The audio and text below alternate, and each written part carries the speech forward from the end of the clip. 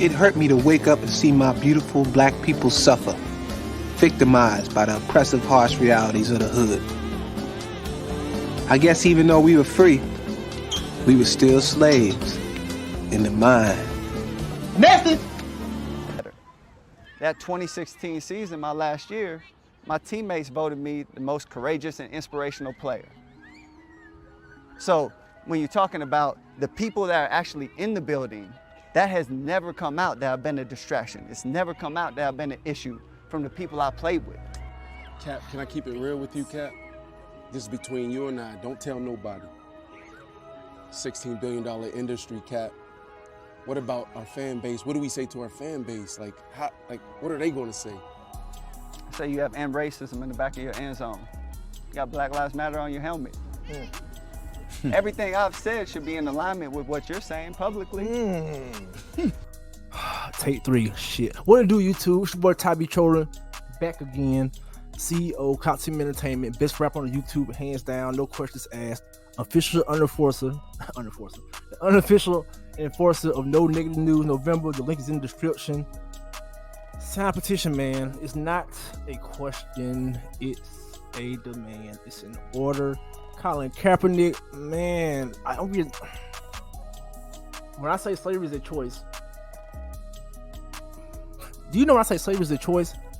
The way people look at me when I say that, right?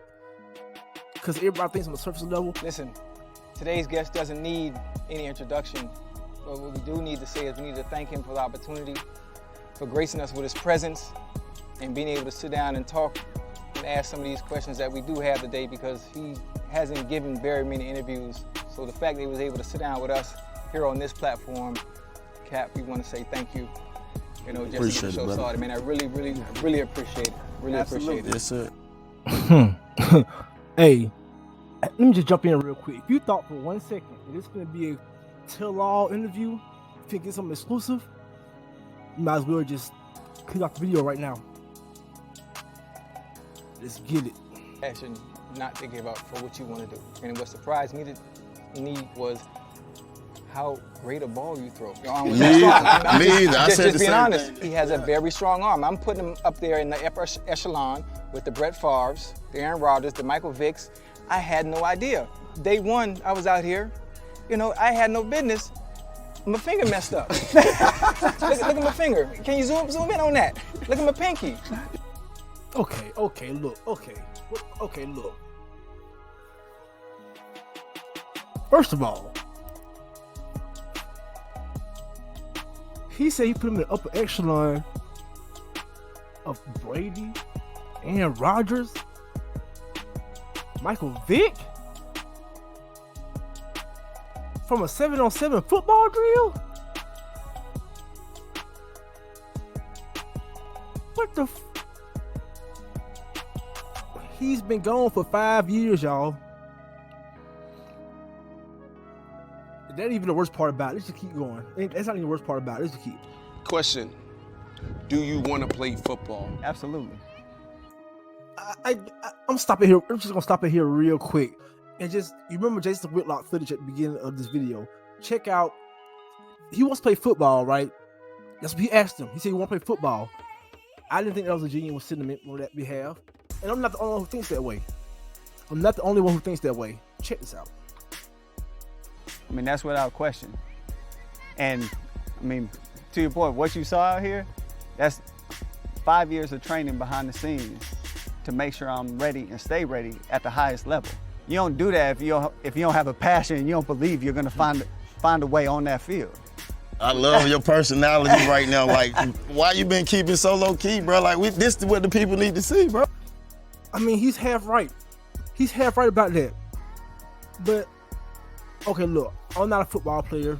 I played high school. I didn't even play really, right? But when it comes to something like professional football, once again, we ain't got to the bad part. We ain't got to the slavery part yet. We're still in the first part of the interview.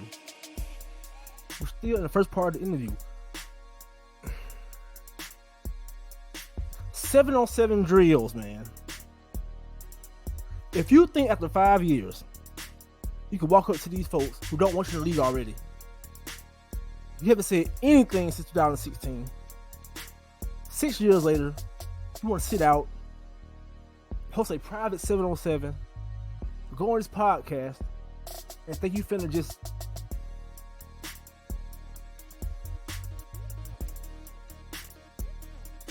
I'm just saying. Because like Jason Whitlock said, there are people playing in the USFL and XFL who have been playing football a lot in the last 5-6 years. And like Whitlock said, of course they want to go to the NFL. Who doesn't? But we can't be doing this. Ain't gonna cut it, bruh. And we still got to the bad part. Let's keep on going. In part, it was a response to the situation I was in. You know, the narrative was out there was, oh, you know, it's going to be a media circus. It's going to be all of that. What else comes with him? It's like, okay, well, I'll be quiet. I'll do all my work behind the scenes. I'll be prepared. And we're going to continue to reach out to every team for a workout. But as far as what's been done publicly, you said it. I don't really do interviews. I haven't sat down like this with anybody. Why I've been low key is to address the issue that's been raised. And it's like, well, okay, that obviously isn't the issue, so we'll make it public that I can play and build that narrative that way. More than anything, we're just looking for a chance to walk through a door. All right, there it is right there. Let's get down to business. This is where slavery and the choice, this is where slavery is a choice, is appropriate. When I say this shit, I mean the shit. Because, do y'all remember a certain Netflix documentary, black and white? You might have heard of it. About Colin Kaepernick. What did Colin Kaepernick say about the NFL? Or what was portrayed of the NFL in this so-called documentary? Let's just take a look at that. His Take a Knee protests rocked the NFL, and now Colin Kaepernick's causing controversy with his new Netflix series in which he compares the way the NFL scouts for players to the slave trade. Here's Les Trent. Colin Kaepernick is at the center of a new controversy over this scene from his new Netflix series, Colin in Black and White. Actors playing prospective NFL players who dramatically turn into slaves headed to the auction block.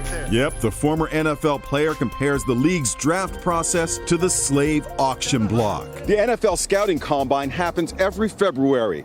Prospects for the NFL Draft attend a week of skill and endurance tests. At one stage, all players are weighed and measured wearing only shorts. That happened. That happened in real life. That was a real thing that happened. Am I missing something? Before they put you on the field, teams poke, prod, and examine you, searching for any defect that might affect your performance. No boundary respected. No dignity left intact. Look at this here. Come on, who wants this? The scene cuts back and forth between slave owners and coaches. On Fox News, a former NFL player slammed Kaepernick. A process of someone living their dream, going to the National Football League, comparing that to slavery, it's gone over. Once again, that happened. That happened.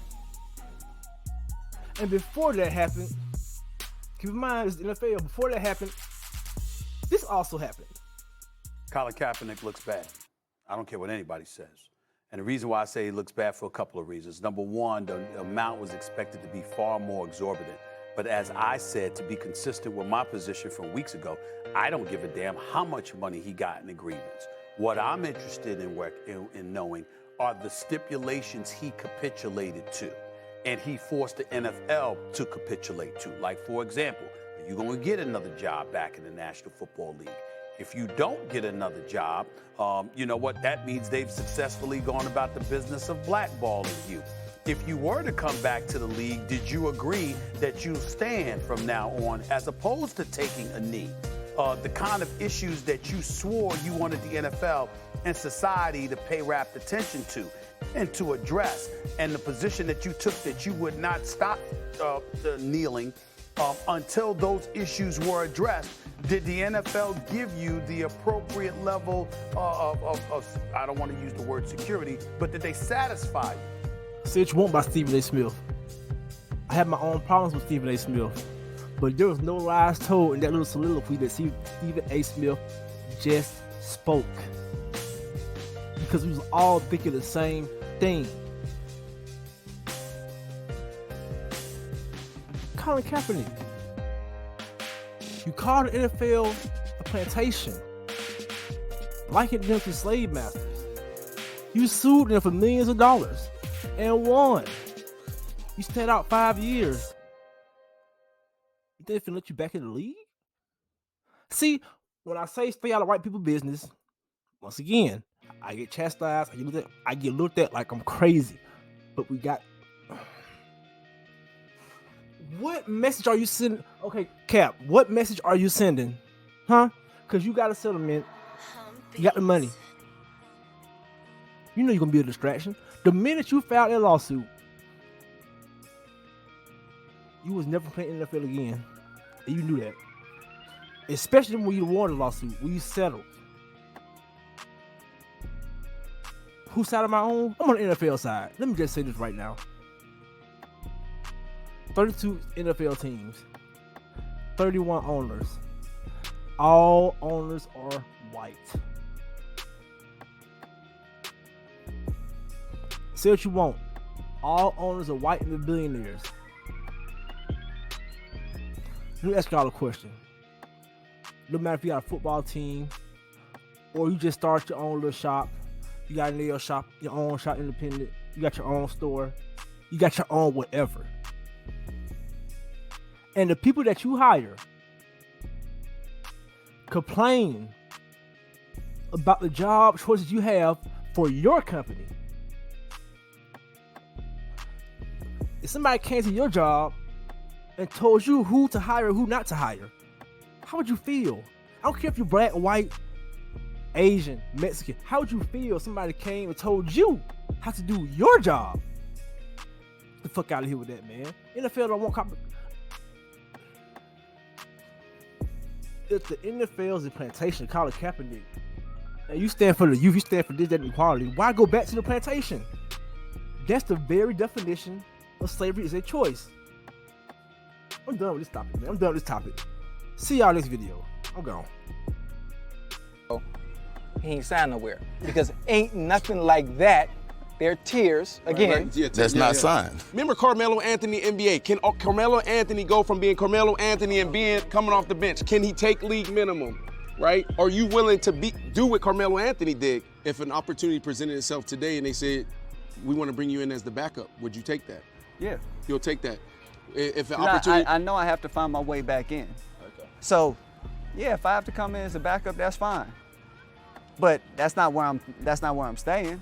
And when I prove that I'm a starter, I want to be able to step on the field as such. I just need that opportunity to walk through the door. Right. It hurt me to wake up and see my beautiful black people suffer, victimized by the oppressive, harsh realities of the hood. I guess even though we were free, we were still slaves in the mind. Message!